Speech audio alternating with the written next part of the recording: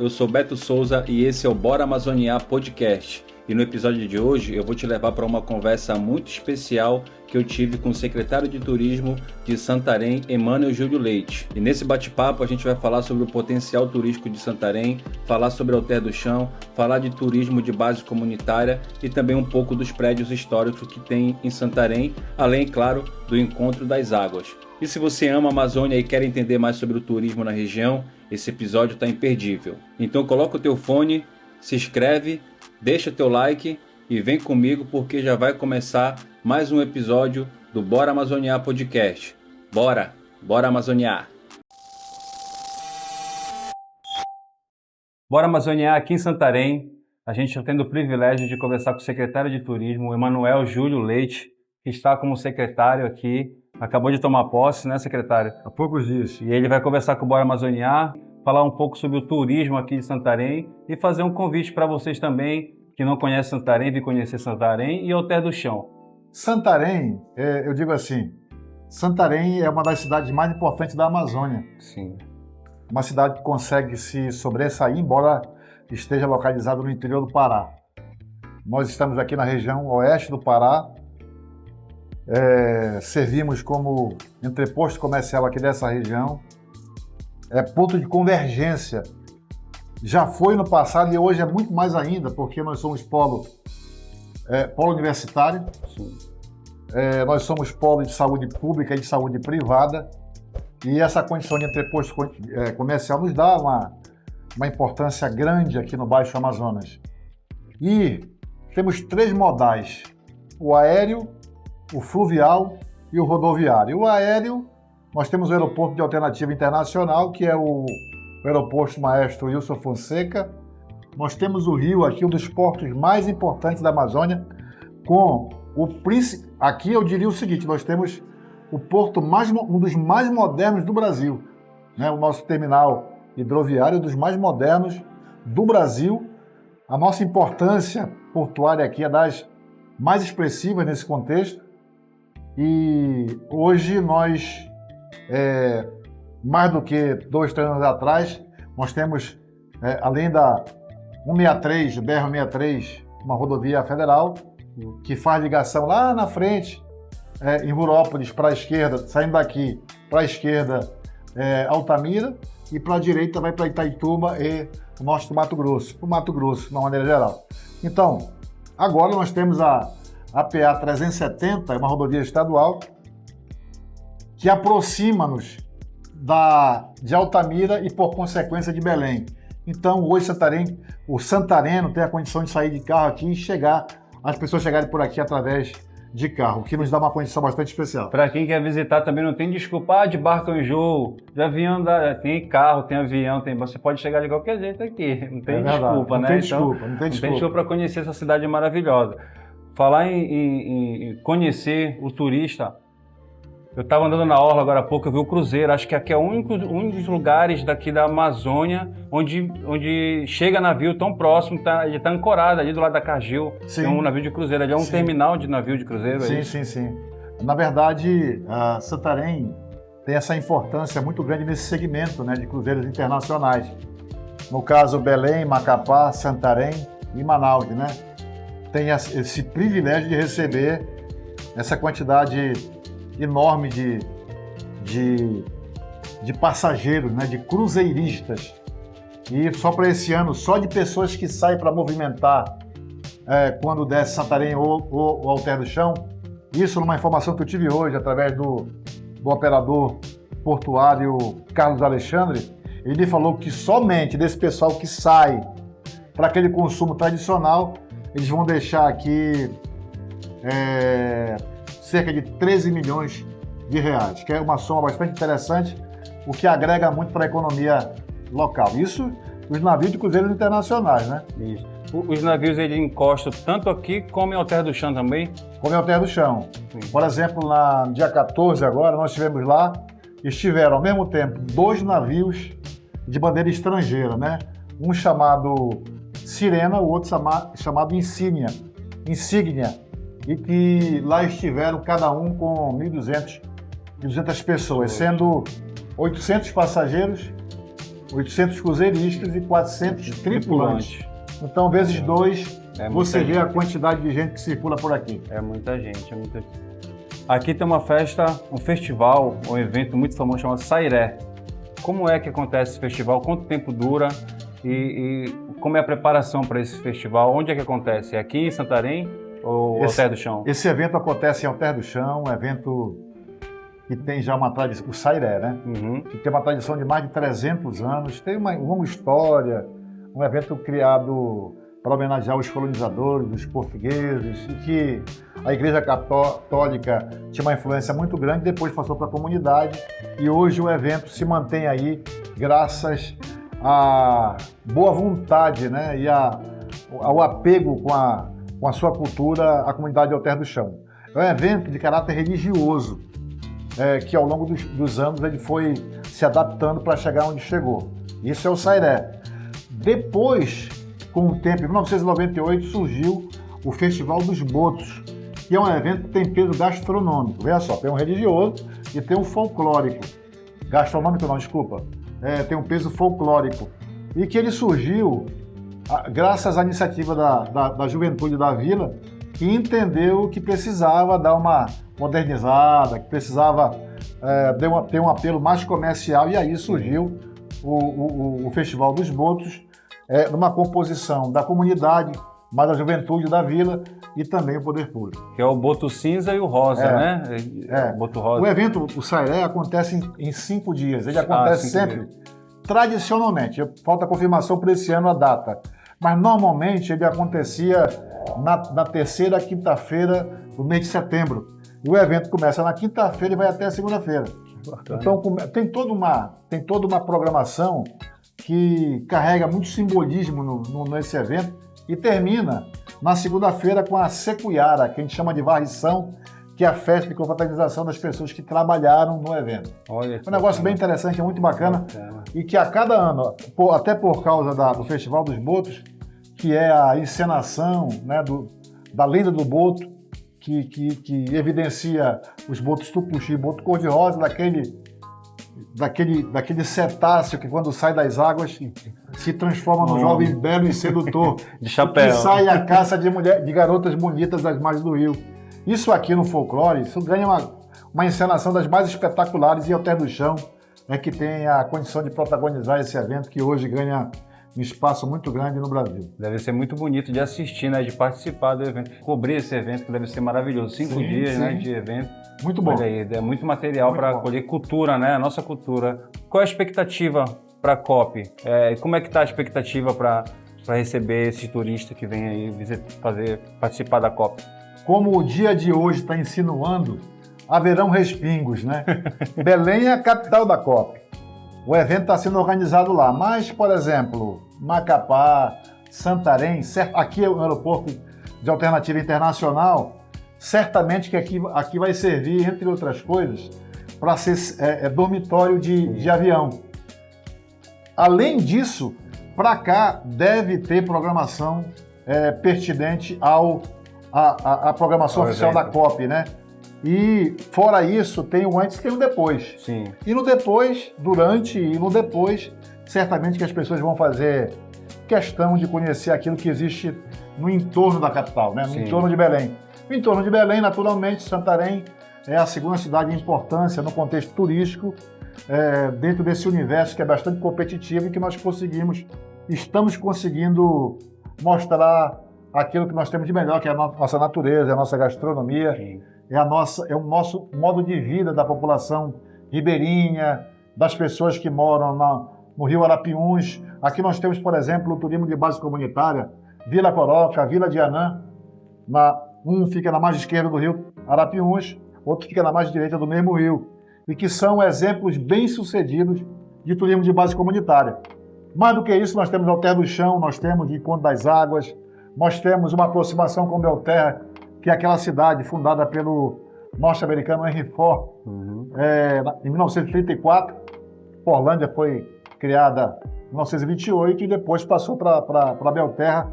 Essa aproximação, e em Belterra tem a Floresta Nacional do Tapajós, porque aqui nós trabalhamos em bloco, né? Nós trabalhamos como polo. E aqui nós acabamos contribuindo com outros municípios que ficam por aqui por perto. Então, a Santarém, eu digo, inclusive, nos meus vídeos, que Alter do Chão é um centro irradiador de roteiros turísticos.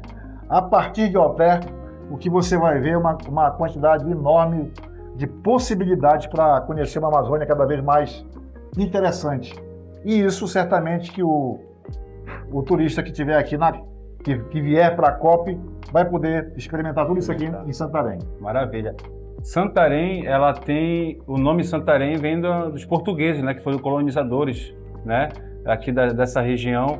Assim como outras cidades em torno aqui, né? Municípios têm um nome também de referência portuguesa. Cidades portuguesas, né? Verdade. Em 1758, o Marquês de Pombal, que era o ministro dos Negócios Estrangeiros de Portugal, tinha uma política voltada para essa região aqui. Essa região se comunicava diretamente com Portugal. Diferentemente, por exemplo, da sede, né, da colônia, que naquela ocasião era o Rio de Janeiro. Para cá, a comunicação e outras províncias, por exemplo, outros lugares, aqui era a província do Grão-Pará, né? Grão-Pará e Maranhão. Essa região aqui, a relação era direta com Portugal. Então, assim, o que é que em 1758 aconteceu? Naquela ocasião, era o governador do Grão-Pará, o Francisco Xavier de Mendonça Furtado. E por orientação do Marquês de Pombal, ele determinou, aqui na região do Baixo Amazonas, lá, por exemplo, do Caeté, também foi 1757, se eu não estou enganado. Lá tem Bragança, tem não sei o quê, que também são nomes de cidades, de vilas portuguesas. Aqui ele determinou que todo aldeamento que tivesse um relativo progresso e que tivesse condição de passar a condição de vila, recebesse o nome de uma vila portuguesa. E esse relativo progresso é que tivesse acima de 300 indígenas. Então, assim aconteceu com Santarém, com Óbidos, com Prainha, com Alenquer, com Alter do Chão, com Boim, com Pinhel, né, que eram todas comunidades. Então, assim, essa é a razão de Santarém ter esse nome. Outro dia vi alguém falando que não sei o quê, Santarém, não sei o quê, Santarém. Santarém é lá no Portugal. É lá em Portugal. Foi tu que falasse isso? E se você está curtindo esse bate-papo sobre Santarém e quer conhecer esse destino incrível, eu preparei um e-book com a história da cidade, os melhores passeios em Santarém, dicas de hospedagem e roteiros para você. O QR Code está aqui na tela e o link está na descrição. E bora amazoniar. Eu vi algum produtor de conteúdo falando isso, que não é verdade. Santa Irene foi em Portugal. A Santarém original, né? Aqui não, aqui nós copiamos o modelo daquilo que o português nos pregou, nos deixou. Então, Santarém é por causa de Santarém de Portugal. Sobre os prédios históricos, qual os prédios, eu já fui no museu João Fona, que é o terceiro mais antigo, né? O primeiro é a Igreja da Conceição. Sim. Quais são as histórias que tem desses? O que aconteceu dentro desses prédios históricos? A igreja, assim, sempre foi igreja, mas o João Fona, ele já foi, acho que prefeitura também lá. Assim, já foi. Por exemplo, a igreja, toda a cidade, toda a vila, todo povoamento, ele começava sempre a partir de uma igreja, né? Sim. As missões religiosas tinham uma importância muito grande por aqui. E ela surgiu aí em 1600 e pouco, não estou lembrado aqui ao certo o nome, quando nasceu a igreja de Santarém. E através dela é que a cidade começou a se movimentar, né? Tanto que muitos anos depois, para você ter uma ideia, a igreja de Santarém, as pessoas eram enterradas dentro da igreja, né? E quando se transformou em problema de saúde pública, é que se proibiu que as pessoas, e dizem até que eram somente os mais abastados que eram enterrados dentro da igreja e tal. Então essa igreja, para você ter uma ideia, depois que passou por aqui o botânico Von Martins, dentro dela tem uma referência muito grande. Tem lá um semicírculo de madeira, né, que é uma cruz, uma cruz lá que mostra o Cristo ainda vivo. Foi doada pelo Von Martins, que veio lá da Baviera, lá da Alemanha e tal. E isso aqui foi uma referência. Ele teria homenageado, depois de ter se salvado de um naufrágio aqui para essa região. E, entre outras coisas, tem uma importância muito grande a igreja. O prédio o Centro Cultural João Fona ele foi inaugurado em 1868. E ele veio num momento muito importante, né? Foi no século XIX, no momento que Santarém passava por um período de efervescência. Foi muito importante aqui para a nossa região o século XIX. Muitas coisas aconteceram e o segundo prédio foi o solar do Barão de Santarém, sim, que é um prédio que fica lá perto do Bar Mascote. E se eu não me engano, foi o terceiro, né? O João Fona foi o terceiro e a igreja foi a primeira, né? O segundo não... Do segundo deve ter sido o Barão, que deve ter sido inaugurado por volta de 1850. Bom, aqui no Centro Cultural João Fona já teve várias destinações, como intendência municipal, foi cadeia pública. Cara, foi uma série e finalmente foi Prefeitura Municipal de Santarém. Uhum. E ele apareceu no momento, como eu te falei, que Santarém passava, né, para cá, já era o fim da cidade e tal, contestavam a localização dele, e hoje você vê onde é que ele está. Uma importância muito grande esse prédio, né? E hoje resguarda as informações sobre a nossa herança arqueológica. Sim. Mas o prédio do Barão de Santarém, que é um prédio ao estilo neoclássico, ele é de 3 andares, era do homem mais rico da região. Miguel Antônio Pinto Guimarães, o nome dele. Viveu por 73 anos, era um cara extremamente rico e que, para mostrar a grandeza da sua riqueza, ele copiou esquece no Belém, não estou lembrando do nome, Palácio não sei de que e tal. Palácio Antônio Lemos? Não. Antônio Lemos. Onde é a prefeitura de Belém hoje. Sim, também 3 andares. Ele copiou aquele estilo e fez aqui, que naquela ocasião, que o Brasil veio nascer como nação, né? Veio começar o seu desenvolvimento em 1808, quando o então príncipe regente, na viagem de Lisboa ao Rio de Janeiro, teve que parar em Salvador. Ele assinou lá a abertura dos portos para navegação estrangeira. E naquela ocasião isso fez. E também, na sequência, ele permitiu que as pessoas, os estrangeiros, pudessem circular pelo Brasil, pudessem visitar o Brasil, pudessem circular pelo Brasil. Aí sim, o Brasil se abriu, né, para outras pessoas, para outras culturas, e o país praticamente despertou a partir do início do século XIX. Então, o que funciona nesse prédio agora, que é o segundo? Hoje ele está fechado. Tá. Fechado. Mas existem planos para que ele, por exemplo, entre outras coisas, possa servir como museu, um museu contextual. Aliás, é um texto que eu escrevi, um artigo que eu escrevi, porque é uma importância muito grande. E ele, na parte de baixo, ele servia como comércio, centro comercial, né, daquela família ali. E na parte de trás do primeiro andar, esses botânicos que o Dom Pedro I fez chegar ao Brasil, convidou fotógrafos, pintores, cientistas, né? O primeiro que trouxe foi o Dom Pedro I. E entre esses caras chegaram aqui vários botânicos, vários cientistas que escreveram obras fabulosas de repercussão mundial. E eles ficavam aqui no Solar do Barão.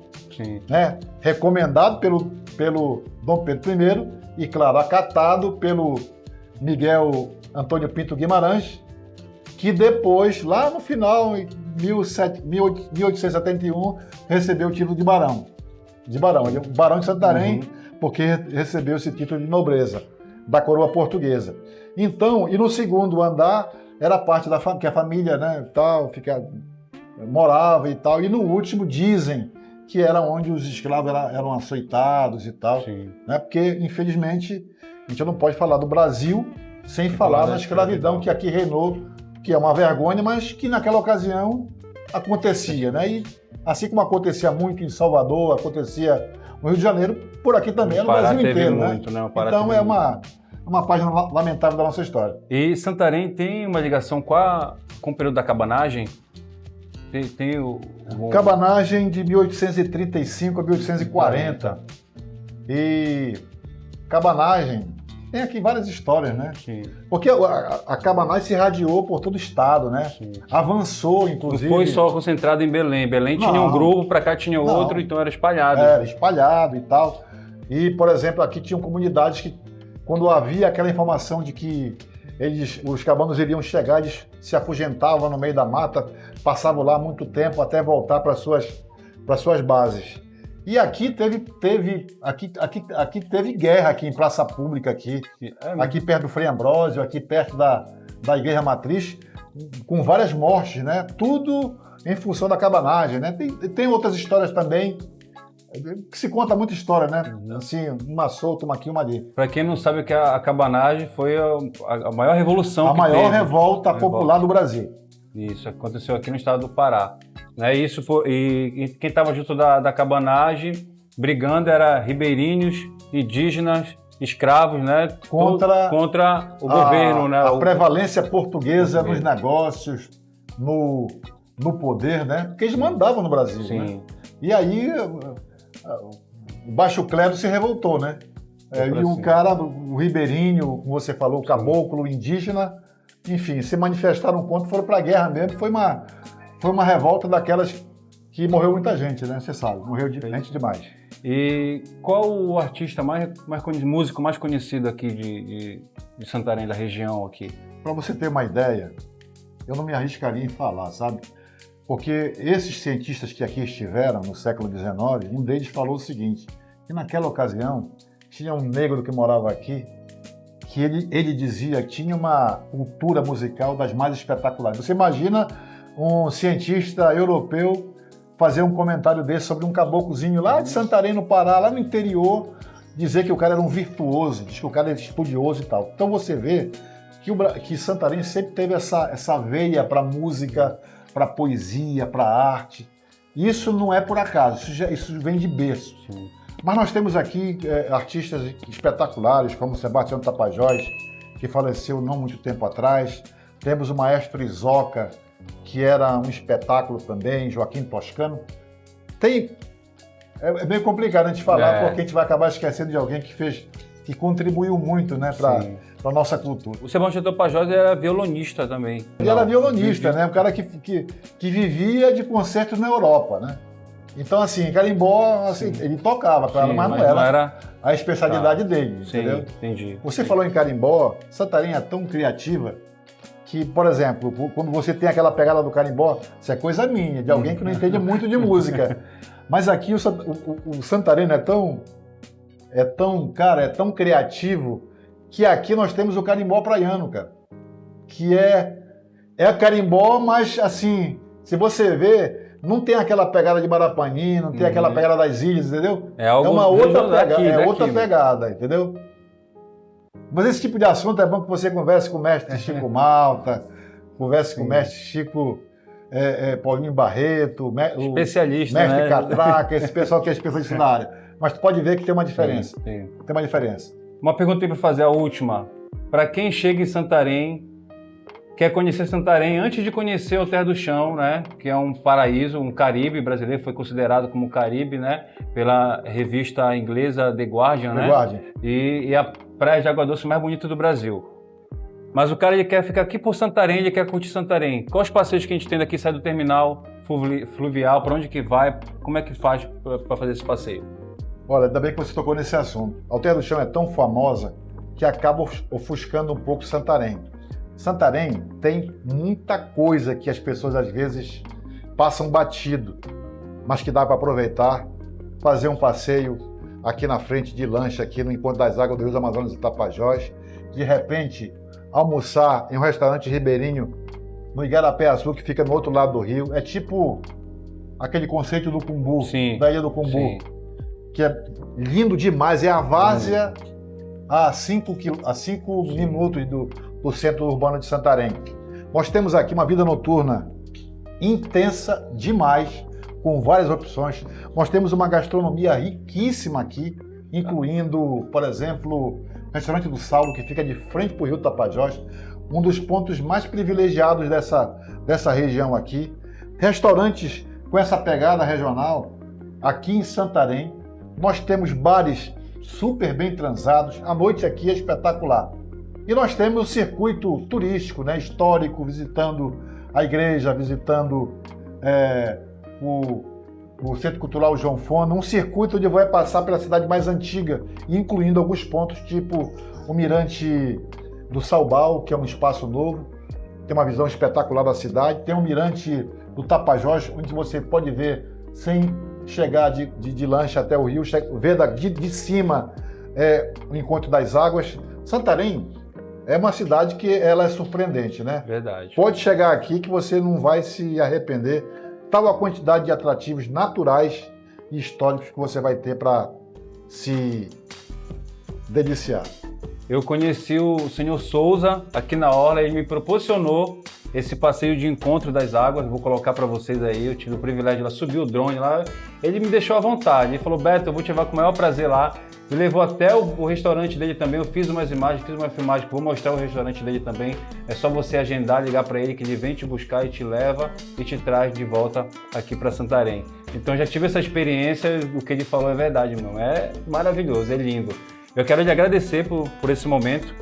Senhor, querido Beto, maravilhoso, valeu, mano. Secretário, muito obrigado mesmo. Sucesso no teu trabalho aí. Pra gente, o senhor também, conte comigo. Conheço a tua atividade, eu sou da produção de conteúdo, tenho canal no YouTube e sei o quanto é desafiador o trabalho que tu fazes, né? Te desejo sucesso, porque só quem está nessa área sabe das dificuldades que né? Você está começando agora o seu trabalho, eu já tenho mais de 7 anos trabalhando aí, né? Já estou com uma certa estrada, mas te desejo sucesso porque só quem trabalha com vontade consegue prosperar. Isso, e de uma forma independente, né? Isso, estamos que aí. Era o meu caso, Que era o meu caso. Deixa um recado pro pessoal vir visitar Santarém, fique à vontade para deixar o seu recado agora. Bom, o convite está feito, né? Santarém é, como eu falei para vocês, uma das cidades mais importantes do Pará, uma das mais importantes da Amazônia. Aqui nós ficamos entre Belém e Manaus, por isso que te diz que a gente está no coração da Amazônia.